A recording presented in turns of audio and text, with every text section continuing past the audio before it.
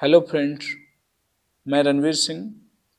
आज मैं आप लोग के सामने एक प्रश्न और प्रश्न के साथ साथ एक उत्तर भी लाया हूं। और वो प्रश्न है, मृत्यु क्यों आवश्यक है।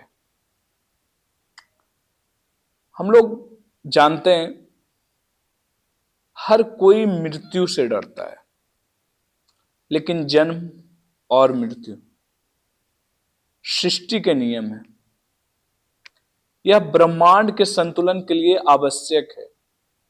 इसके बिना मनुष्य एक दूसरे पर हावी हो जाते हैं। कैसे? चलिए इस कहानी से समझते हैं। एक बार एक राजा एक संत के पास गया, जो राज्य के बाहर एक पेड़ के नीचे बैठे थे। राजा ने पूछा, हे स्वामी, क्या कोई औषधि है जो अमरता दे सके?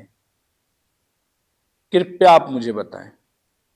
संत ने कहा, हे राजा, आपके सामने जो 2 पर्वत है उन्हें पार कीजिए।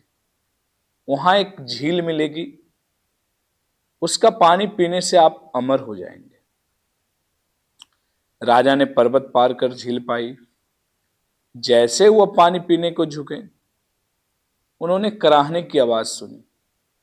आवाज का पीछा करने पर उन्होंने एक बूढ़ा और कमजोर व्यक्ति को दर्द में देखा। राजा ने कारण पूछा तो उस व्यक्ति ने बताया, मैंने इस झील का पानी पी लिया और अमर हो गया। जब मेरी उम्र 100 साल की हुई तो मेरे बेटे ने मुझे घर से निकाल दिया। मैं 50 साल से यहां पड़ा हूं, बिना किसी देखभाल के। मेरा बेटा मर चुका है और मेरे पोते अब बूढ़े हो चुके हैं। मैंने खाना पीना बंद कर दिया हूं, फिर भी जीवित हूं। राजा ने सोचा, बुढ़ापे के साथ अमरता का क्या फायदा? अगर मैं अमरता के साथ यौवन भी प्राप्त कर सकूं तो? राजा फिर से वापस संत के पास गए और समाधान पूछा, कृपया मुझे अमरता के साथ यौवन प्राप्त करने का उपाय बताएं। संत ने कहा, झील पार करने के बाद आपको एक पर्वत मिलेगा, उससे पार कीजिए। एक पेड़ मिलेगा जिस पर पीले फल लगे होंगे, उन फलों में से एक खा लीजिए और आपको अमरता के साथ यौवन भी मिल जाएगा। राजा ने दूसरा पर्वत पार किया और एक पेड़ देखा जिस पेड़ पर पीले फल लगे थे। जैसे उन्होंने फल तोड़ने के लिए हाथ बढ़ाया, उन्हें तेज बहस और लड़ाई की आवाज सुनाई दी। उन्होंने सोचा, इस सुनसान जगह में कौन झगड़ सकता है।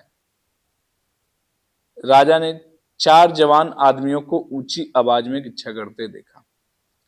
राजा ने पूछा, तुम लोग क्यों झगड़ रहे हो? उनमें से एक बोला, मैं 250 साल का हूं और मेरे दाहिने वाला व्यक्ति की उम्र 300 साल का है। वह मुझे मेरी संपत्ति का हिस्सा नहीं दे रहा है। जब राजा ने दाहिने वाले व्यक्ति से पूछा, उसने कहा, मेरा पिता जो 350 साल का है अभी भी जीवित है और उसने मुझे मेरा हिस्सा नहीं दिया, तो मैं अपने बेटे को कैसे दूं? उस आदमी ने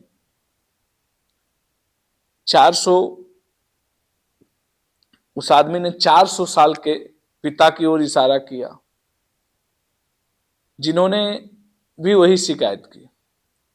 उन्होंने राजा से कहा, संपत्ति के इस अंतहीन झगड़े की वजह से गांव वालों ने उन्हें गांव से निकाल दिया।